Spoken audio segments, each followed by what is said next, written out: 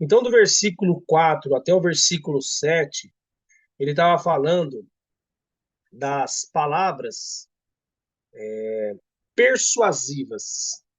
Então, o que seria uma palavra persuasiva? Essa palavra, ela é uma palavra que tem muita eloquência e ela tem a intenção de tocar a alma, né? Ela não trabalha na parte racional ou espiritual. Ela toca os sentimentos. E isso é uma grande isca que o inimigo tem usado por meio de coaches, ou por meio de palestrantes, ou alguns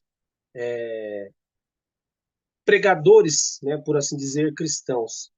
Usa essa isca tocando a alma e alimentando e provocando os sentimentos. Né? Pode ser ele uma euforia, pode ser ele uma tristeza, pode ser ele um desejo de estar bem no relacionamento, ou até mesmo a cobiça, né? A ganância.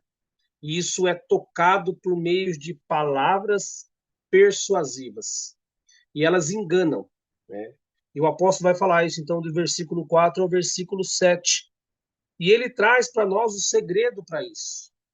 Como nós estaremos guardados desses que enganam com palavras persuasivas?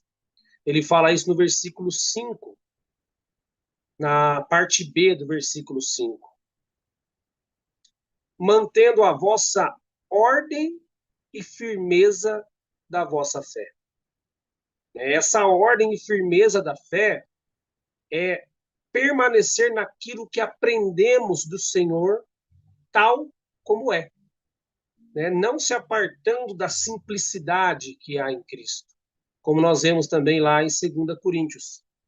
A simplicidade é mantermos os nossos olhos naquilo que o Senhor revelou, sem tal como ele é, sem procurar coisas além disso. O irmão Darby ele dizia que muitos liam as Escrituras procurando mais o que tinha entre linhas do que nas próprias linhas. Né? O que está revelado para nós, irmãos, é suficiente e nós ainda conhecemos em parte. Né? Os irmãos mais experimentados falam que nós ainda só arranhamos a verdade, porque é a verdade de Deus. Mas naquilo que nós já chegamos, devemos permanecer nisso, na ordem, uma fé ordenada e na firmeza, firme na fé em Cristo. É isso que vai nos guardar. Se a gente puder abrir rapidinho lá, irmão Desmar, esse versículo de 2 Coríntios, o apóstolo falou que ele estava com 2 Coríntios capítulo 11, quando eles estavam sendo assediados pelos falsos apóstolos. O apóstolo Paulo vai dar essa referência para eles no versículo 3, do perigo de ser seduzido e deixar a simplicidade que há em Cristo.